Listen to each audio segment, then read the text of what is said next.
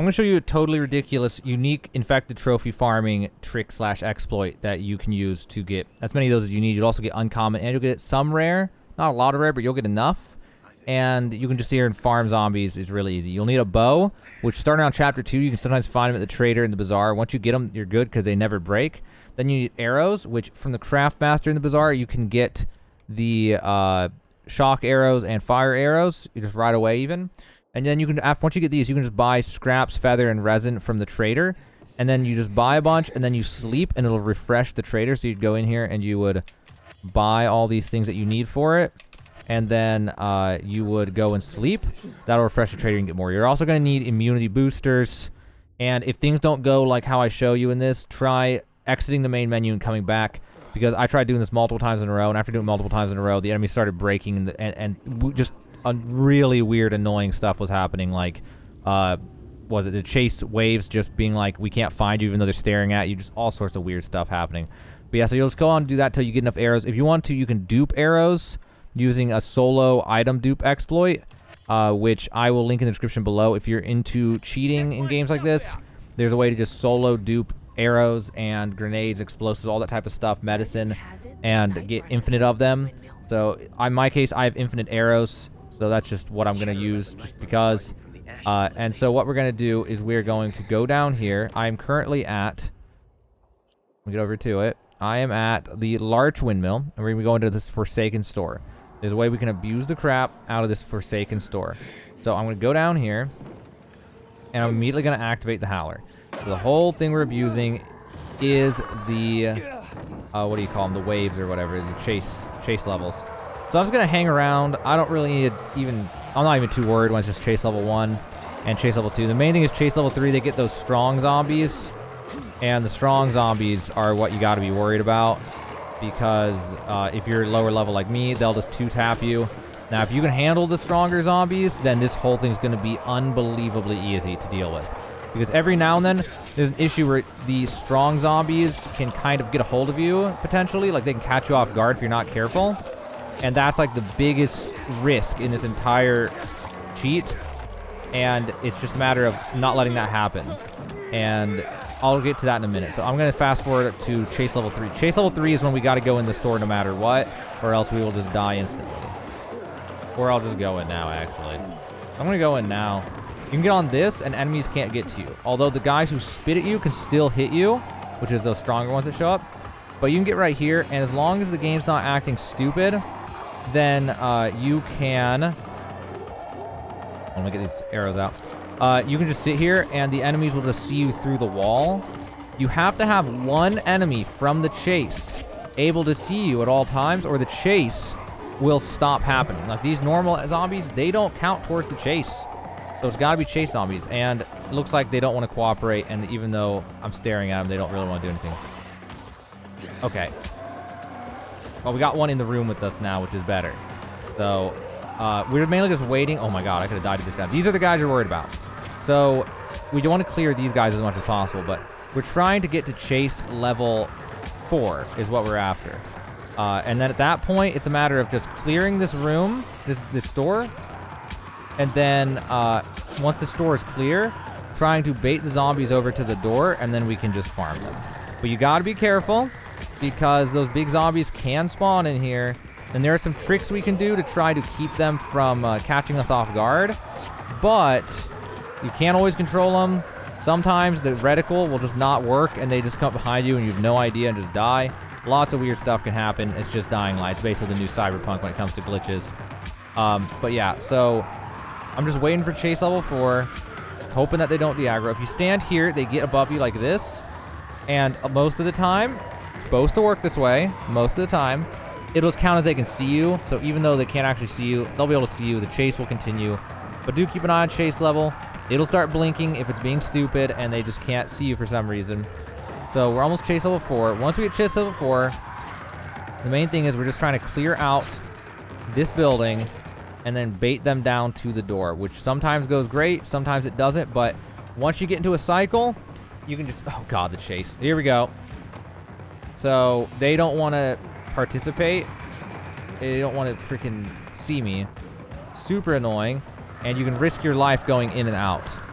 Super bad. I hate to even do it. But I think we about got chase level 4 now. Okay, we got chase level 4. Oh god, this is bad. Got chase level 4. So now it's a matter of clearing the zombies and trying our best to get the stupid zombies to come to the main door. And if you can get it right, then you can just farm unique trophies and rare trophies for as long as you want.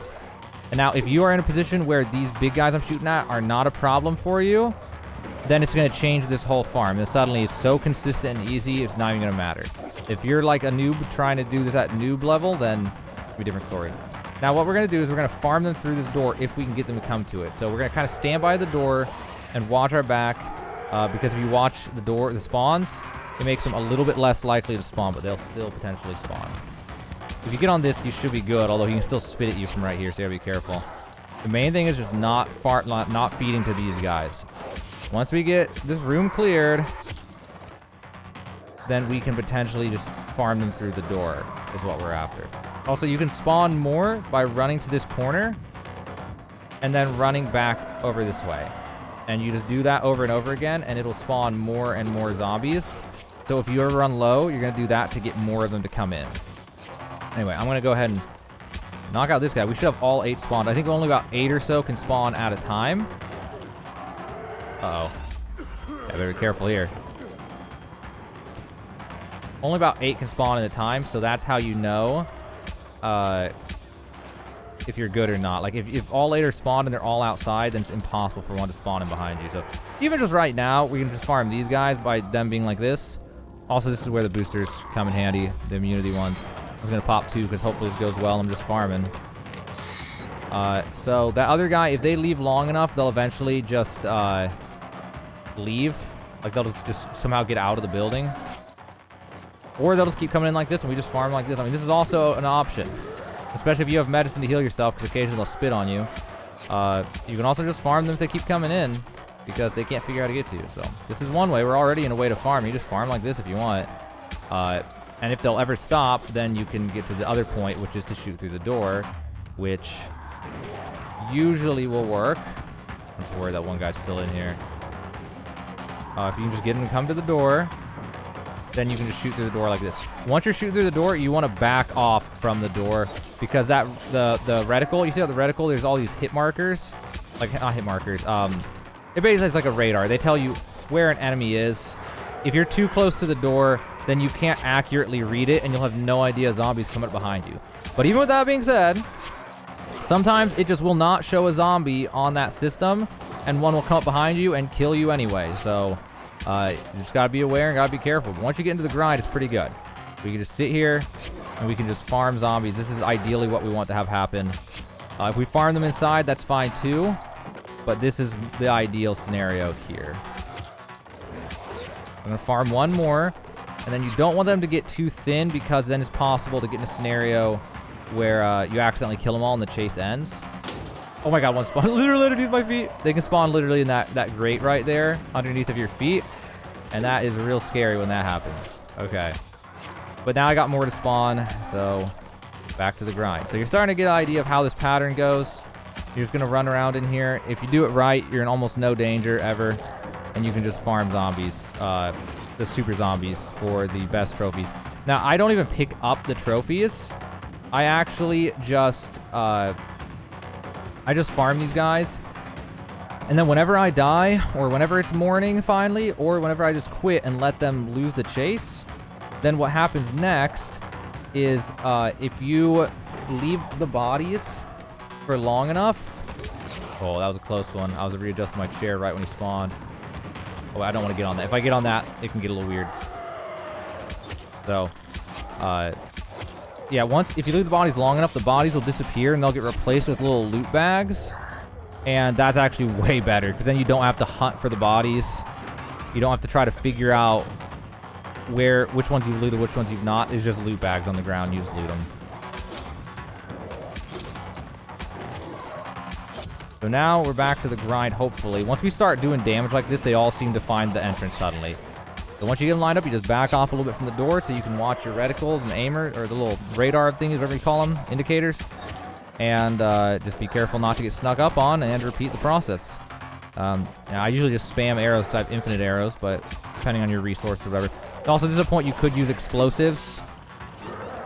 You could just throw explosives out the door. Whichever explosive you like. Grenades are probably the best. Grenades are probably the best because you can just spam them. C4 like refuses to let you fire, like explode it for a little bit. But grenades are good. Landmines are really dangerous, and mollies are okay, but they take forever. So those are your options. Really, grenades are the best. If you have infinite grenades from duplicating exploits, then you could just chuck an insane amount of grenades out here and do this even faster because you get them all at once instead of one at a time. All right, so then I would go ahead and respawn, and now we're just in the grind. So we're just looking to keep spawning them and bringing them to the door and farming them. And this is the grind. And you're going to do this until you're either burnt out or die on accident or whatever. And it's just insane amount of trophy mats to be farmed here. All right, in my case, I ran out of arrows finally. This is not the way that I wanted this to end. And because of that, I can't get the chase to end correctly. Normally, you would just kill them until the chase just ends and stop respawning them. So instead, I'm going to have to make a run for the rope and hope that that one up on the roof doesn't get me. I got most of them with mollies, and we'll see if he jumps on my face and kills me.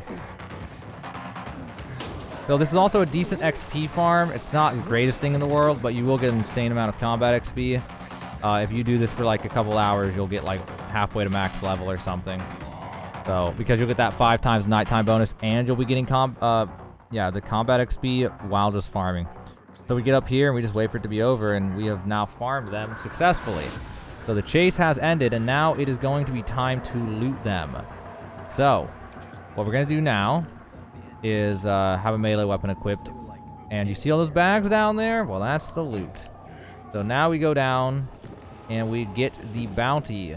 Get our reward. Well, that's not what I meant to do. Get our reward for all our hard work. Now's a good time to have a melee weapon just to get the weaklings, but we're going to take these, and you'll start to see, we'll be taking them faster than it can even give them to us. And you'll be able to see some of the stuff we get, though. Unique trophies, wristwatches. You can get heroin, which is hilarious to get. Old World Manual. More trophies, just straight up money. MRE rations. Old World Whiskey. Oh, this is... okay, of course, my melee weapons have all broken. Let me just throw on something here real fast. Well, all my remaining weapons are terrible. I need new ones. So, yeah, you'll see here, get the zombies off you, and go ahead and pick up all the bags. And then scan periodically, make sure you're not missing any obvious ones or something. There's another one to grab right here. And then I'm going to go into the building, and any zombies left in here, I'm just going to kill them. And we're going to loot all the ones in here, because I also killed a bunch of big zombies in here. Loot all this, and you'll see that it's actually a ton of trophies. And it didn't take me very long to farm this at all. I would say 10 minutes, and 5 minutes of that was probably just the setup. And once you get it set up, then it's just so easy. You just sit there and you're just farming so hard. The only problem I had here was I didn't bring enough arrows. I actually forgot to bring enough. I only had like 100 arrows or something, or 120, maybe 150 max.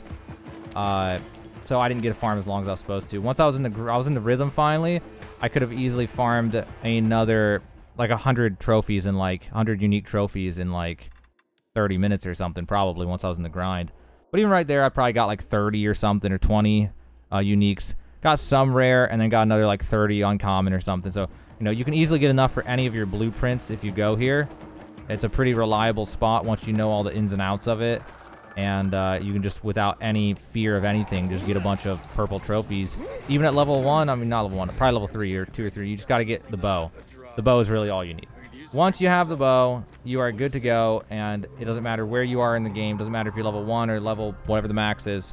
You can just sit there and farm, and mainly just abusing enemy pathing and all these different mechanics. You can just, you know, cheese the hell out of it, exploit them real hard, and get all the trophies you need. So if you were just trying to get some trophies, get some blueprints leveled up, that'll literally get you as many Like, honestly, do that for an hour, and you'll have enough purple trophies to level up, like, every single blueprint in the entire game to max level. Then the only issue is going to be getting the other ones, specifically the blue one, more than anything, the rares. That's really going to be the last thing. I'll be looking for a good rare farming spot. I'll post about it if I find one, so consider subscribing for that. But now you know a really insane way to get a ton of unique infected trophies and get a bunch of uncommons and some rare while you're at it in Dying Light 2.